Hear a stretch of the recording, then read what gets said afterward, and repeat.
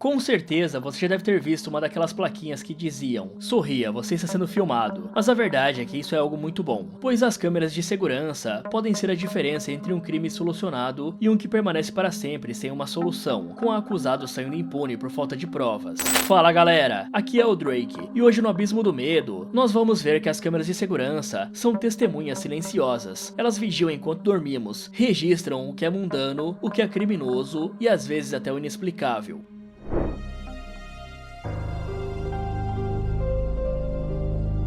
Hospitais por si só já tem uma atmosfera um pouco sinistra. É aquele tipo de lugar em que a gente nunca entra por vontade própria, a não ser quando vamos visitar alguém. De dia, o movimento de médicos, pacientes e visitantes até disfarça o clima pesado de um ambiente onde muitas pessoas deram seu último suspiro. Mas quando a noite cai, a coisa fica ainda mais sinistra. Nosso roteirista até passou por uma história bem tensa, de quando ele precisou ficar internado quando tinha só 13 anos, e o leito ficava perto da ala onde estavam os pacientes com transtornos mentais. E ele falou que era impossível pregar os olhos de noite por conta dos gritos, e mesmo sabendo que se tratava de pessoas passando por dificuldades, ainda foi uma experiência perturbadora para ele. Tirando esse caso em particular, ainda sobram uns passos ecoando pelos corredores, as luzes fracas deixando sombras nas paredes, e qualquer barulhinho parece muito mais alto do que realmente é. E quem já passou por um hospital de madrugada conhece bem essa sensação. Mas e quando a questão fica ainda mais perturbadora e envolve coisas que não podemos explicar? Nós vamos falar de um caso que esteve nas notícias em 2022 e deixou muita gente com o coração acelerado. E eu estou falando do paciente fantasma no sanatório de Fonichetto, em Buenos Aires. Era 11 de setembro, quando o segurança estava lá cumprindo seu turno de madrugada. E convenhamos que trabalhar de segurança no hospital virando a noite não deve ser a profissão mais emocionante do mundo. É muito tempo só esperando, com quase nenhum movimento, e de vez em quando uma ocorrência aqui e ali. Então para ele era só mais um dia como qualquer outro, até que as portas automáticas da entrada principal se abrem. O segurança se levantou e foi até lá para atender a pessoa, conversando com ela e liberando a passagem. E o cara é tão gente boa que ele vai até uma cadeira de rodas para oferecer ao paciente. Até aqui não tem nada demais, né? É só um trabalhador ajudando alguém que precisava. Mas agora dá uma olhada nas imagens da câmera de segurança.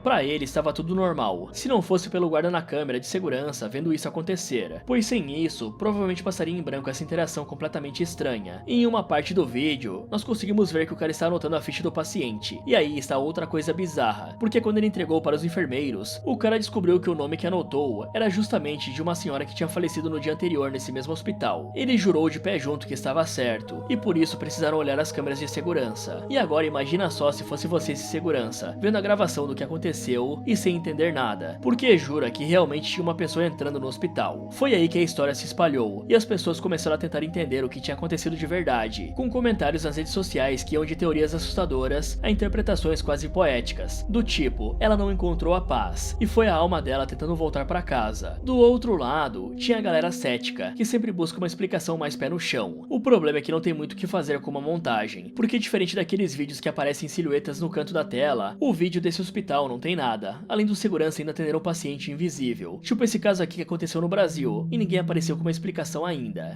Tem ninguém aqui dentro, ninguém. Vou fechar aqui, deixar escoradinho aqui, ó. Tenha calma, você fecha já. Ó, sozinho. Ó, não tem ninguém aqui. Rapaz. É incrível. Olha, ó. Maçaneta mexendo. Fecha aí, olha. Fecha a porta, vai. Feche. Feche. Tá vendo? Tem ninguém perto da porta, ninguém. Ó. Ó a maçaneta. Olha. Ai, ai. A única possibilidade que eu consigo enxergar é que alguém estava atrás da porta quando o cara abre, e depois começa a mexer na maçaneta por dentro. Só que teria que ser uma pessoa extremamente magra para caber em um espaço pequeno como aquele, porque dá para ver que a porta vai até a parede. Mas me conta aí nos comentários qual que é a sua teoria, se tem algum outro jeito que seria possível fazer, tipo amarrando cordões ou algo assim. No caso do hospital na Argentina, a administração do hospital finalmente se pronunciou, e a explicação oficial é um pouco sem graça demais. A verdade é que as portas automáticas da entrada estavam com defeito. Elas estavam abrindo e fechando sozinhas há horas, e em um período de 10 horas, chegaram a fazer isso 28 vezes. Ou seja, no fim das contas, o visitante invisível não era um espírito tentando voltar para casa, mas só uma falha técnica. E o segurança só resolveu brincar um pouco com a situação. Ah, e aquela história da senhora que supostamente tinha falecido no dia anterior também era boato, mas que foi criado pelas mídias que espalharam a história a fim de deixá-la mais aterrorizante. Alguns sites até comentam que não tinha ninguém com o nome que o segurança anotou. Em outros, dizem que ele nem chegou a anotar nada, só fingiu mesmo. Mas teve gente que não gostou nem um pouco dessa brincadeira, e dá pra entender o porquê. É um assunto muito sério que acaba deixando algumas pessoas desconfortáveis. Pior ainda, seria se realmente tivesse alguma paciente que faleceu no dia anterior e fosse usada como parte disso. Enquanto isso, a galera que é cética já aproveitou para assustar o famoso Eu Sabia. E se você é uma dessas pessoas, eu te desafio a decifrar os próximos casos que vamos ver aqui, porque alguns deles são inexplicáveis.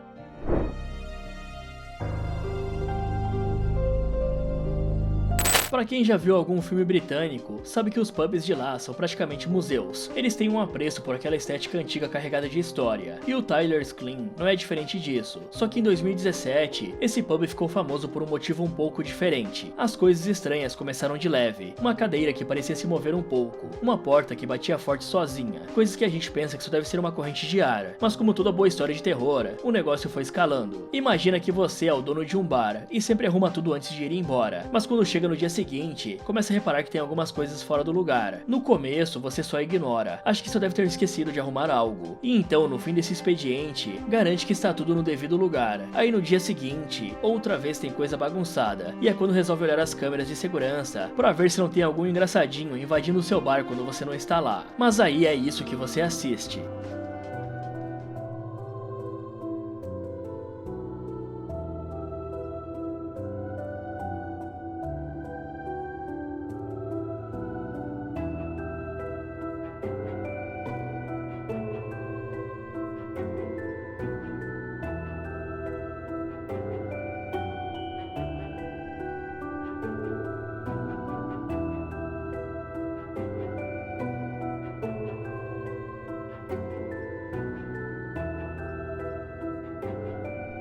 É claro que quando os vídeos caíram nas redes sociais, a galera começou a investigar, já adotando a teoria de que tudo estava sendo movimentado com fios e sendo puxado por alguém de fora da tela. Mas a cena que fez o Tyler's Clean virar notícia no mundo todo foi esse guarda-sol que simplesmente se abriu sozinho, porque é daqueles pesados que você precisa de uma certa força para abrir, e o mero fio não teria capacidade de aguentar. Só que esse nem é o único pub que tem alguma história assombrada. Teve outro caso mais antigo que aconteceu em 2014, com um lugar chamado The Old Man Inside. Mas antes de falar da assombração, deixa eu te mostrar um pouco desse pub, que ele é famoso por outro motivo. Ele é praticamente um pedaço da história britânica, que sobreviveu até hoje, porque documentos apontam que ele já existia em 1251, o que faz esse bar ter quase 800 anos de histórias guardadas entre as suas paredes. Pensa só em quantas gerações passaram por ali, quantas conversas, quantos segredos e até coisas terríveis. É o tipo de lugar que mesmo vazio, já carrega uma energia que dá um arrepio na espinha. Então, quando alguém fala que esse pub é assombrado, ninguém duvida muito. E em um belo dia, o gerente chegou de manhã para abrir o lugar, e encontrou um copo quebrado no chão. Até aí tudo normal, mas ele ficou pensando sobre como aquele copo caiu, se o bar estava vazio e trancado a noite inteira. Por isso ele resolveu conferir as gravações das câmeras de segurança. Foi aí que a coisa ficou séria. E se o vídeo do primeiro pub não foi o suficiente para te deixar em dúvida, vamos ver se esse aqui vai, porque as câmeras captaram algo que ninguém conseguiu explicar até hoje. Às 6h18 da manhã, a gravação simplesmente parou, deixando o cara sem entender o que tinha acabado de assistir. Mas calma que fica ainda mais macabro, porque essa aparição não é só um fantasma aleatório. Existe uma lenda muito famosa ligada ao The Old Man Site, a de James Stanley, o sétimo conde de Derby. Esse cara teve a cabeça desconectada em 1651, durante a Guerra Civil Inglesa, e sabe aonde foi? Bem em frente ao pub. E reza a lenda que o espírito dele nunca encontrou paz, e desde então vaga pelo local. E tem um detalhe que deixa a história ainda mais arrepiante. E eu não sei se você percebeu, mas a figura registrada na câmera parece estar usando roupas antigas, que são compatíveis com a época do conde. E quando a filmagem foi divulgada, muita gente acreditou acreditou de cara, enquanto uma galera já foi pro lado dos que não acreditam e acham que foi tudo uma obra de marketing. E vamos combinar que faz sentido pensar nos dois lados, já que pubs que carregam a fama de assombrados acabam atraindo muito mais turistas e curiosos, e um vídeo desses viralizando é praticamente publicidade gratuita no mundo inteiro. Um bar que já era histórico se torna também destino de caçadores de fantasmas e fãs do paranormal, e o resultado são mais clientes. Não dá pra descartar que seja um golpe de marketing muito bem bolado. Por exemplo, antes de 2017, o Tyler's Clean era só mais um pub bonitinho de Canterbury, mas depois do vídeo do guarda-sol virou uma atração turística. E o mesmo aconteceu com o Old Man in Sight, que já era histórico, mas depois da aparição filmada ganhou ainda mais fama. E não é só o pub não, castelos, mansões, hotéis antigos, todos acabaram se beneficiando das lendas. Só que no caso do primeiro bar, tem muito mais pessoas que não acreditam e acham que, por exemplo, o guarda-sol só está com a filmagem invertida, mesmo que isso não explique muita coisa. Agora o segundo pub é um pouco mais complexo, o que acabou gerando vários comentários de pessoas sem conseguir encontrar uma explicação real para o que acontece no vídeo. Por exemplo, um dos comentários diz que a câmera que gravou tem um anel de LED que emite infravermelho ao redor, e a cintilação que estamos vendo é a falha das luzes. E como elas não falham todas ao mesmo tempo, dá a impressão de que a fonte de luz está se movendo. O cara ainda percebeu que a figura parece piscar no canto inferior direito e depois se abaixar, como se fosse sentar, mas logo em seguida aparece mais centralizada, de frente para a câmera e caminhando em direção ao bar, o que não faz sentido em termos de linha de tempo e dá a impressão que é uma reprodução de uma imagem separada e sobreposta. E o cara até mesmo diz que parece que a iluminação está refletindo na figura, o que sugere que a imagem é do mesmo local, enquanto a iluminação de emergência não fica acesa durante o dia. Então, se a figura for de uma outra imagem sobreposta, provavelmente é de uma filmagem feita mais cedo naquela noite. E com toda essa conclusão, o cara acredita que seja uma câmera com defeito e que a imagem da figura é de uma pessoa real que esteve ali antes, e por um erro a gravação foi duplicada. E o cara ainda avança um pouco mais e acredita que o fantasma seja na verdade de um guitarrista de banda de rock dos anos 70, considerando a localização que é onde as bandas tocam no pub e o corte de cabelo que lembra um pouco do Alex Lifeson da banda Rush. Então, na visão desse cara que fez o comentário, a câmera está com algum erro que pegou registros de mais de 40 anos atrás e sobrepôs em 2014. Mas apesar de toda a complexidade, o comentário que vem logo abaixo dá uma cartada certeira para invalidar essa teoria, dizendo que se fosse esse o caso, eles teriam notado outros tipos de gravações parecidas. Isso é pra você ver o quão difícil está para alguém decifrar o que realmente aconteceu ali. Mas você é do tipo que acredita ou dos céticos? Acha que realmente é o Conde Stanley que apareceu no vídeo, ou acha que o dono do pub só foi esperto demais e conseguiu criar algo que ninguém consegue desvendar até hoje?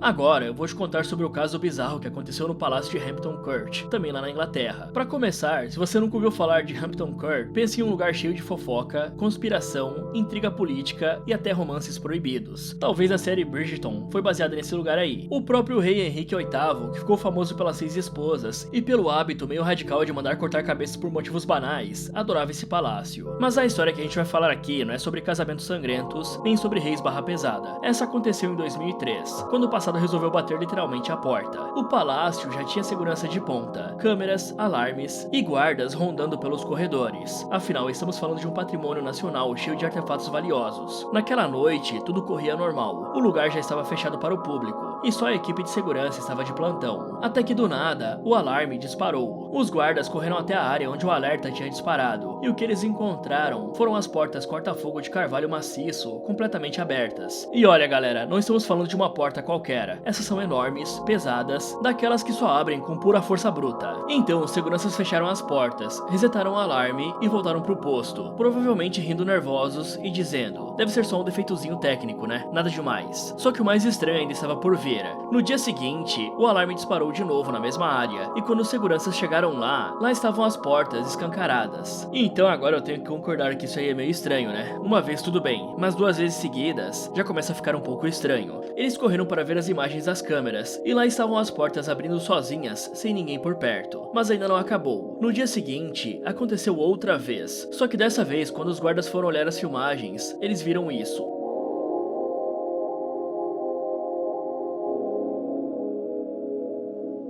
Você pode pode até pensar que era alguém pregando uma peça. O problema é que as roupas que a pessoa está usando não são comuns para os dias atuais. Ele parece ter vindo diretamente do passado, mas isso nem é o pior. O pior é que essas portas são automáticas e não deveriam abrir com a força de uma pessoa. Quando a mídia ficou sabendo da história, não demorou para divulgar, e todo mundo começou a discutir o que era aquela aparição. E o pessoal logo apelidou a figura de Skeletor, ou esqueleto, né, em bom português, em referência ao vilão do desenho do He-Man. E o apelido pegou, porque a figura realmente tem uma vibe estranha, meio cadavérica, que parece um vilão saído de um quadrinho sombrio. Foi questão de dias pro caso rodar em jornais e programas de TV, e claro, caiu na internet. Muita gente acredita fielmente que se trata de mais um fantasma, que se junta ao já longo histórico assombrado de Hampton Court, porque esse palácio é famoso por aparições ligadas a Catarina Howard, a esposa do Henrique VIII, que teria perdido a vida ali. A lenda diz que quando a Catarina descobriu que ia ser executada, ela saiu correndo pelos corredores do palácio, desesperada, gritando por misericórdia e tentando encontrar o rei para pedir perdão. Os guardas a agarraram e arrastaram ela de volta, e pouco tempo depois, a cabeça dela foi desconectada. Até hoje, visitantes e funcionários juram ouvir gritos ecoando na chamada Galeria Assombrada. Alguns dizem sentir um frio súbito, e outros afirmam ver uma figura feminina correndo em pânico pelo corredor. Outro espírito famoso é o da Jane Seymour, a terceira esposa do Henrique VIII,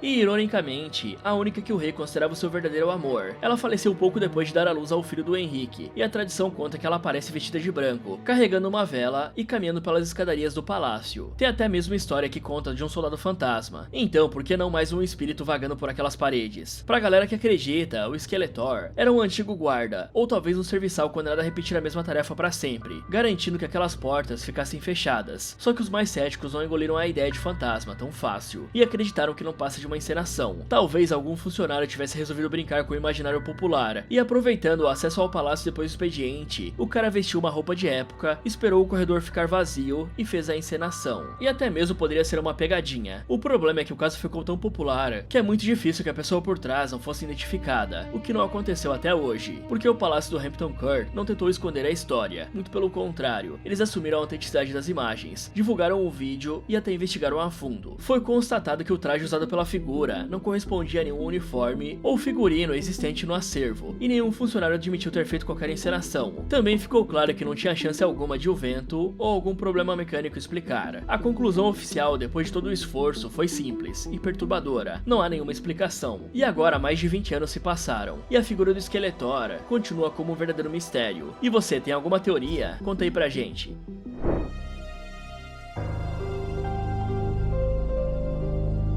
A história de agora aconteceu em junho de 2007, em Santa Fé, no Novo México, uma cidade tranquila, cheia de prédios históricos, e no meio disso tudo, o Fórum do Condado, um lugar sério, onde se resolvem audiências e outras coisas envolvendo a lei. Então dá pra imaginar que são pessoas mais sérias que trabalham em um lugar assim, e que dificilmente teriam segurança fazendo uma pegadinha, como aconteceu no outro caso do vídeo. E o que aconteceu foi algo fora do controle de qualquer pessoa. Primeiro, dá uma olhada nesse vídeo, e me diga logo de cara o que você acha que é. Preste bastante atenção.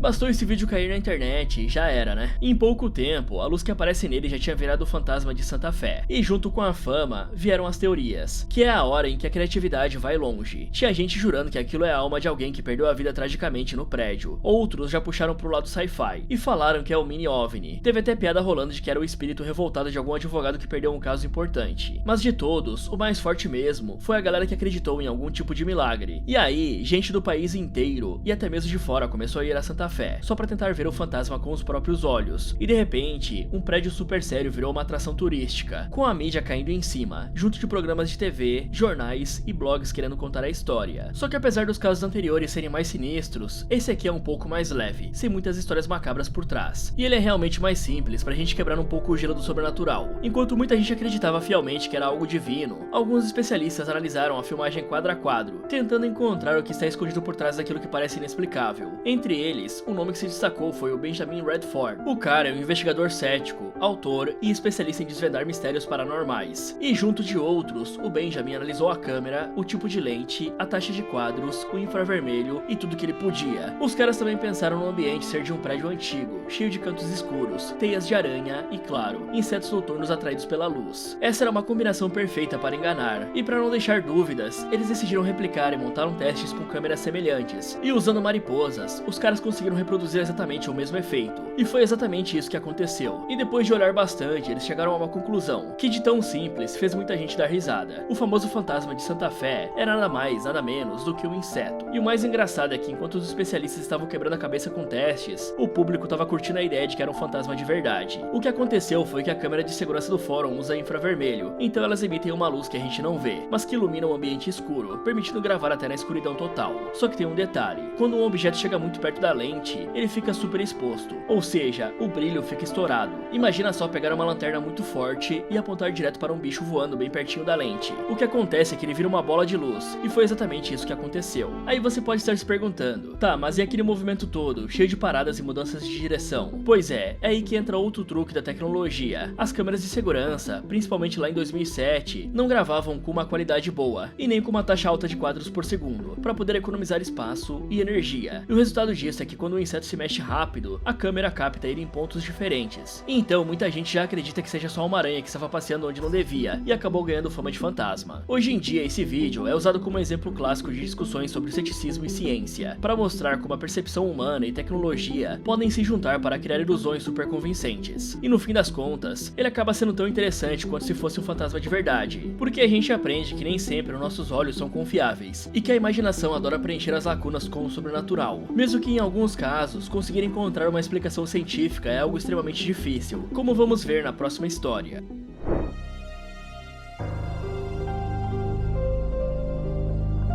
Vocês já tiveram aquela sensação de estar vendo um filme de suspense, mas aí de repente se tocam que aquilo não é ficção e sim a vida real? Pois é, agora a gente vai entrar em um caso que parece um roteiro de cinema, mas que aconteceu de verdade. E o pior é que até hoje, ninguém conseguiu resolver. E eu estou falando do famoso e perturbador caso Missy Bevers, também conhecido como o mistério do capacete na igreja. Era uma madrugada chuvosa, e a igreja estava completamente vazia, até que de repente, surge uma figura sombria, vestida da cabeça aos pés com um uniforme tático, igualzinho à equipe da SWAT. E aqui a gente sai um pouco do sobrenatural e vai um pouco pra algo mais palpável, o que deixa tudo ainda pior. Isso aconteceu em 18 de abril de 2016, na cidade de Midlothian, no Texas. As câmeras de Creekside Church of Christ registraram tudo. Era por volta das 3 da manhã, quando esse ser misterioso apareceu. Nas imagens, dá pra ver a pessoa rondando os corredores, abrindo portas, mexendo em salas, como se estivesse procurando por algo ou alguém, enquanto segura um martelo na mão. E o jeito que ele anda é bastante sinistro. Mas aqui você pode estar só pensando que era um policial respondendo a algum chamado, ou qualquer coisa do tipo, só que não foi isso. Enquanto essa figura sombria fazia sua ronda, Miss Beaver, de 45 anos, estava caminhando na mesma igreja. Ela era instrutora de fitness, muito querida pela galera, e tinha o costume de dar suas aulas bem cedo, tipo ali pelas 5 da manhã. Pra ela, aquele dia 18 de abril era só mais uma segunda-feira. Ela provavelmente saiu de casa pensando na série de exercícios que ia passar pros alunos, talvez até reclamando mentalmente da chuva que caía. E pouco depois das 5 horas, os primeiros alunos chegaram na igreja pra aula, mas em vez de encontrar a Miss sorridente e pronta para começar o treino,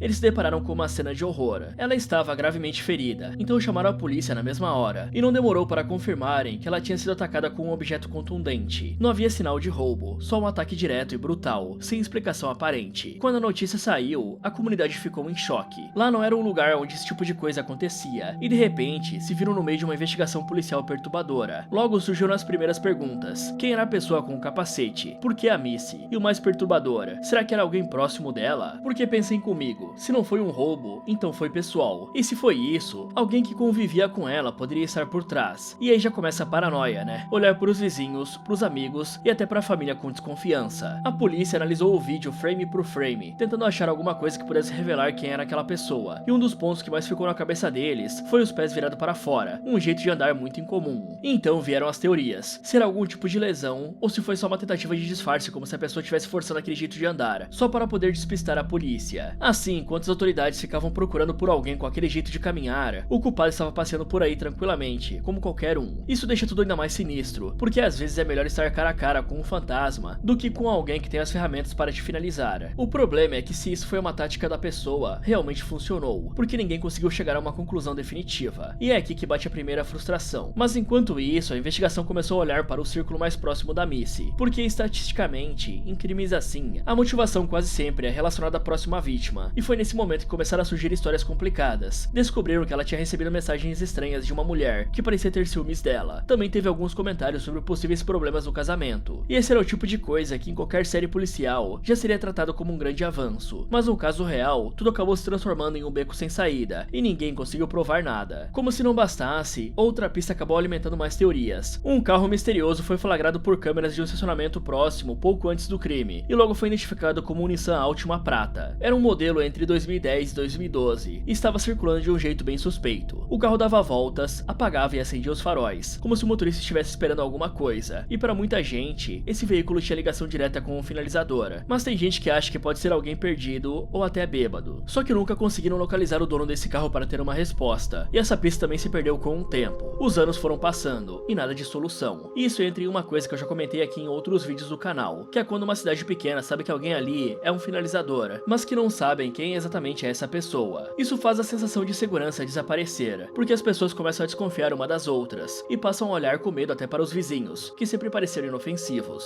já que qualquer um pode acabar sendo responsável por aquilo. E ainda fica aquele gosto amargo na boca de todo mundo, que ficam se perguntando como é que é possível não terem solucionado o caso. O problema é que mesmo com um vídeo tão claro, a investigação enfrentou obstáculos enormes desde o início. O invasor está completamente coberto, o que elimina qualquer chance de reconhecimento facial ou testemunhas visuais. Além disso, o crime parece não ter um motivo óbvio, e isso dificulta ainda mais traçar um perfil do culpado. Seja quem for, foi extremamente frio nas ações, e nem as evidências forenses do local serviram para algo, porque não tinha DNA e nem impressões digitais. E para piorar, quanto mais os anos passam, mais as pistas esfriam. E até agora, quase 10 anos depois, o caso continua sendo um dos maiores mistérios do Texas. Fala galera, depois de ver todos esses casos, o que vocês acham que é mais perturbador? O sobrenatural, que não tem explicação nenhuma, ou uma pessoa de carne e osso capaz de tirar a vida de outra pessoa e continuar vivendo na sociedade sem ninguém descobrir? Me contem nos comentários. Muito obrigado por assistir e até o próximo.